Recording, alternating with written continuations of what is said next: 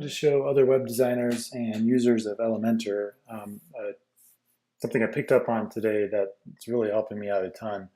Specifically, I'm referring to an interesting way to deal with shape dividers. So I'm messing around with this studio site, and I'm just not happy with the shape dividers that are in Elementor for what I'm after. So there's plenty here, right? But when I look at my design, I've got this sort of S curve that I wanted to reproduce, and when I choose uh, waves, I think was the closest one I found, and mess with the width and the height. I just couldn't quite get it to where this just feels wobbly, and it's just not quite the nice S curve. So I was trying to figure out, there's got to be a way to make the shape just how I want it. But I didn't want to go to any major hassle. I mean, I did try things like turning off that shape, and then I wrote some custom CSS. I was using pseudo classes with an SVG shape that I had exported, and it was kind of working, but it was a pain, and I had to use absolute positioning and things like that, and write media queries so it would resize, and it's just a real hassle. And then I remembered I did buy some add-ons for Elementor called Elementor Extras. It's from this group called Namogo. Oops, let's see. So they had a bunch of little add-ons, kind of for features that eventually probably will all come standard in Elementor. But there were some things I needed from them originally, like some different sort of like blog post layouts like this here. There were some things I wanted to do that Elementor wouldn't do out of the box. And for my clients especially, I didn't want to do that custom with JavaScript or CSS because it's just really hard for marketers to work with. So anyway, I bought this kit from Namogo called Elementor Extras, installed it. But what I discovered was there's this really awesome sort of widget called inline SVG. And so what I discovered, well, first of all, I should mention, make sure WordPress supports SVGs. So these are scalable vector graphics. They're really small file sizes. They load quickly. They're math-based. You can manipulate them with CSS. They're the future of vector graphics online, and they're already here. I can get the file sizes on some of these graphics down just to like bytes, less than a kilobyte, and you can even use something like this GitHub here has something called SVGO. This is sort of a power user tip, but if you install this, you can squish your SVGs down even more. But for this, I just wanted to show how to get around this shape divider issue. So what I did is I created a shape. I've already placed it in my media library. It's just that sort of S-curve shape. So what I wanted to show was an interesting way to create this shape effect. So I will turn off the bottom shape divider here. And so what I can do with this add-on, let's go ahead and add another row. I'm going to click on it, and I'm just going to make sure I zero out my margin, zero out my padding. I'm going to do the same thing on the column. I just want it flush. And then I'll click back on the row again, and I'm going to make it full width. So now we've got it.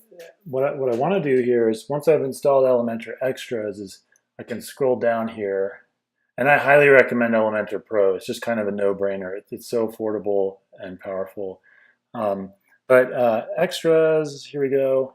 You can see they've got some things like dual buttons that are really handy. But all the way at the bottom is inline SVG. I'm going to drop this in. And let's go find that SVG. Should be my latest upload. I'm going to insert it. Now, at first, it's just blank. That's because I have to set a width on it. So I'm going to turn sizing on. This is where it gets powerful. I can actually size this, and it can be mobile responsive. I can decide whether or not I want to keep it proportionate. I actually don't want it to proportionally size up, so I'm going to turn that off. And then I can set a width, and I'm going to set a percentage width of 100. Oops, I'm still on pixels. As you can see, that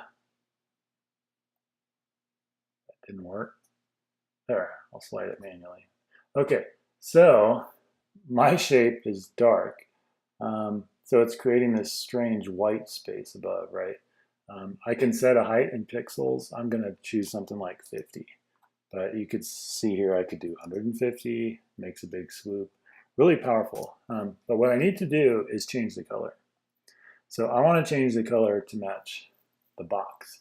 And since I'm actually placing this one on the bottom, what I would want to do is change the color of my swoop.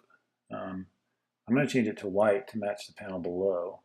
And then I'm going to go back to the content, to the row, change the set of background color of navy blue. And now I've got the bottom side, but I'd also like the swoop on the top. So what I can do is either copy or duplicate this in Elementor. And now I basically need to go reverse what I just did. So I'll leave the background color white. I probably could do clear too. Looks like that works. Clear might be better because then it will overlap. And then I need to click on the inline SVG. Where's the color setting? Down here. I'll go down, choose my preset color. Pow, look at that. Got that nice S shape. And what's really cool is I can go and for the different screen sizes, so let's say tablet, I might want it to be taller. So let's say 50. I also may need to click on my column and choose content position bottom. You saw that little white cap. So I can go through and set for this, the top and the bottom. I'll click on the bottom here. Now at mobile sizes, I can set heights. And on this one, I might want to click on the column and align it to the top. But that's not all. Here's another trick, which I think is really powerful. If you're going to be using these shapes in multiple places, you can actually save them as templates and reuse them. So I could save this as a template, name it, and then anytime I want one of these shape dividers, all I have to do is go down here, add one of my templates, go find it. You can see I already made one, swoop bottom.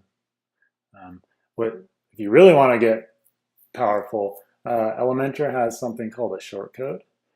So I could, instead of putting in this inline SVG, once I've saved it as a template, so I'll just delete one, I can insert a shortcode. This is coming from Elementor.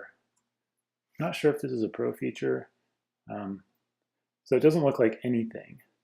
But if I go to my templates, Elementor, my templates, any of the templates I've saved have a shortcode with them. So let's say this swoop top navy, I just need the shortcode. Why this is interesting is because what I could do is put the shortcode, I click on that shortcode, put it in, and it will bring that template in. Why that's powerful is because I could put a row with this shortcode in, 15 places.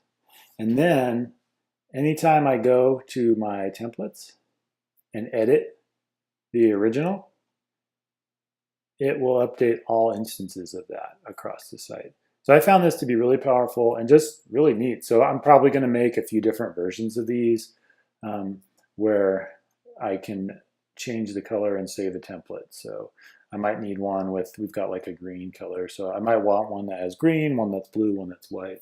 Anyhow, really powerful, works for things like icons. And so it's nice. You don't have to save multiple versions of a file. You just need the one file, and then you can change the colors, width, height. It can be mobile responsive, and they load fast. I highly recommend looking into SVGO as a way to squish it, or some other tool for optimizing your SVGs.